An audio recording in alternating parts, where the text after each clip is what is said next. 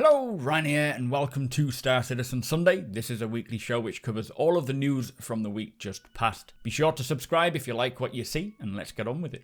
This week, 3.10 is released to live. We hear that weapon wear and tear is getting implemented. We have some cool shots of the 100i, the Star Runner and the Starlifter, plus we get to see an early work in progress of Planetary grass assets. So before we begin, I just want to kick off by saying thank you to Callias, who has become my latest patron. Thank you so much for the support. I am truly grateful. If you do enjoy my content and would like to support the channel even further, all the links are in the description below. It is all very much appreciated. So kicking off with Inside Star Citizen as usual, the first section was talking about how they use the PTU, or the Public Test Universe, to test and experiment with features and gather our feedback, taking it into consideration to amend things later on. The PTU, they say, is a proving ground to try things on a smaller scale to see whether it works or not. It also allows them to focus on a particular area more thoroughly and tune things a lot quicker. With the flight model, for an example, they were able to tune and balance the ships over the course of the PTU, like adjustments to the roll values, which really helped get them to where they are now. This week's Inside Star Citizen also had a sprint report, and they kicked off looking at the cargo decks, which are coming along really well. This one is scheduled for 3.11, so coming in the next patch around the October time, sort of end of September. The cargo decks will provide a range of cargo and trade related missions, trade security missions, so I assume escorting, which will be interesting, our chance to interact with and gain reputation with the cargo guild, a chance to find rentals, or a few secret areas which are dotted around. Now I am loving the cargo decks, especially these cargo vehicles that you can see, sort of flatbeds and forklifts. I really hope that we get to buy them, own them and use them in our own hangars and places one day. But also it would be nice to think that in 3.11 we'll have the cargo related missions, trade security missions and a cargo guild. That would be cool if they can bring that in for 3.11. Fingers are crossed. Next up, we saw some new weapons. We got to see the Gemini A03 sniper rifle, which looks very slick. We also get to see this a little closer on Star Citizen Live. With it being Gemini, it'll be very accurate and very quick, but not so much hard hitting. Personally, I think this would be a great hitman weapon, being able to take someone out quietly and then maybe pack it away and move on. After this, we saw the Bearing FS9 LMG concept. I love the Bearing design, and this is going to be a very cool weapon. We also, in Star Citizen Live coming up soon, got to see another Bearing weapon, which is the BR2 shotgun. All of these weapons are immensely cool and detailed, and I cannot wait to collect them all. They're also beginning now to apply the new wear and tear shader to existing weapons. I am so happy to hear that they are now adding this effect. It's going to make you really appreciate your weapons a lot more and make them feel a bit more personal to you, and hopefully one day we'll be able to clean them off as well. More on that also on Star Citizen Live. For Squadron 42, we got to see the latest on the Vanduul Lance. It is quite an amazing looking item, and I hope that we get to collect them in the verse one day, maybe have them all lined up in your hangar. Not for use, unless someone breaks in. Work continues on the new runtime probes and day-night light groups. These are now being applied to other locations in Stanton. We can see Area 18, which looks like it is definitely going to benefit from these day-night light groups. We also got another look at the fire propagation. We can see now that this system can track temperature, fuel, fire and smoke intensities, and they can use this to create an ignition using placeholder particles. And at the moment, they can make it spawn from a surface of an item and envelop it. After that, they were going to blend this together for true entity to voxel, voxel to entity, or entity to entity propagation, which is basically how fire spreads around the location and eventually engulfing everything in the location, be it an item or a wall or a cart or a bed. One day fire extinguishers will be able to contain these fires, and they are adding a lot more ways to do so. So next up, it is working out the extinguishing methods like chemical propellant, maybe loss of atmosphere, and obviously water and so on, which is quite exciting to see how this grows and the gameplay potentials for it.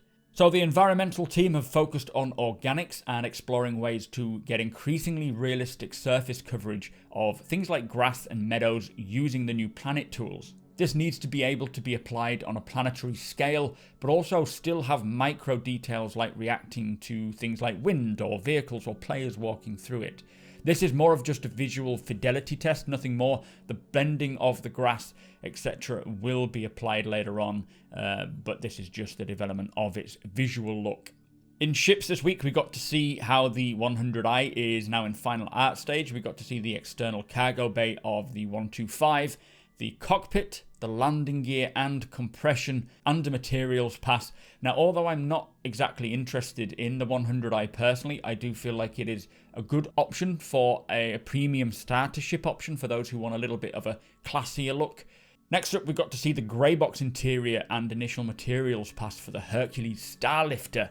This is a big ship, they said, but you can see the look and feel of the interior. Also, the images have a bit of wear and tear as they were doing a materials pass, which is why it looks a bit used. Obviously, when you get yours in the game, it'll begin life clean and new, and then over time, it'll begin to wear down and look kind of like this. Finally, we got to see the Mercury Starrunner. This shows the rec room, the scanning room, the foyer, and the cockpit. These Crusader ships are just looking amazing. It'll be so nice getting a new ship manufacturer into the game, especially one that looks like Crusader Industries. Such a unique design, but very sci-fi, like classic sci-fi. And I do own a Hercules, so I'm very much looking forward to testing that out and maybe doing some Greycat ROC haulage for people for the whole mining guild who may want to go out and mine with their rocks. Anyway, that was Inside Star Citizen. Let us move on to Star Citizen Live. So swiftly on to Star Citizen Live. This week we was with the weapon team looking at a couple of upcoming new weapons and also checking out the new wear and tear system. Firstly, we got to see the Gemini A03 sniper rifle. They talked us through the process of how they take a concept of the weapon and then create it into a physical weapon, blocking it out, and how they will test the mechanical movements of weapons while it's being made. They showed us the Bearing BR2 shotgun, which is a pump-action drum-fed shotgun, but they are undecided of its actual firing method just yet.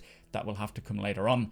It's very detailed, and as you can see, the shotgun shells inside actually animate into the chamber, which is pretty cool. They also use stickers for things like screws, so rather than modelling in and adding more polygons to things like screws and unnecessary items, they can put a sticker over it, which kind of gives this illusion of depth and texture, but without adding to the performance cost.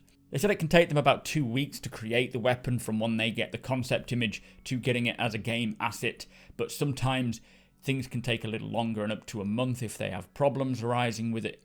But these two weapons, or all these weapons that we got to see on Star Citizen Live, are very nice. I'm a big fan of the weapons in Star Citizen, and I love how tactile they all feel. They are so highly detailed, and once we get physical inventories specifically, we will definitely have more of an attachment to weapons. People will find they prefer one over other weapons based on how well they can use it.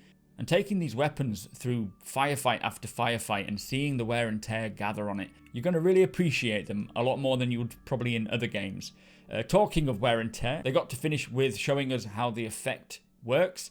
They use unique textures for each weapon, and over time, as you handle the weapon, it'll wear down. They also have dirt so that the environments that you're in can create an effect on the weapon as well. They did say eventually they would like to kind of get to the point where they can have rust on a weapon. Say, for example, if you leave it on a planet where there's a lot of rain or moisture, then potentially they could have it rust up and you'll need to clean it. That's not a guarantee. That is more just a direction they would like to go to. But either way, as I say, the weapons are super interesting in this game. And I am working on a sort of showcase video, maybe showcasing all the weapons and then maybe doing it manufacturer to manufacturer because they are just beautiful. Anyway, that was Star Citizen Live. If you are interested in the process of creating weapons in a game, then be sure to watch it. If that's something you're pursuing as a career, definitely do check this out. But with that said, let's move on. So also this week, there was a new portfolio post highlighting the Otoni Group, one of the Verse's most notorious syndicates. Both the Squadron 42 and PU monthly report dropped, which I have already covered in separate videos, which I have linked below if you want to check them out. Alpha 3.10 was finally released to live, but it has not gone super smoothly for everybody. Do check out my roadmap video for more information on that, also linked in the description. And finally, the Greycat ROC is now available to purchase. Do let me know what you think or if you've purchased one. I am yet to, and I don't know what's holding me back. So that brings us to the end of the show. If you do enjoy my content, please consider subscribing and hitting that like button. Also, I am able to do this thanks to my very generous patrons and channel members. If you appreciate what I do and would like to help make it even better from as little as $1 a month, all of the links are provided below.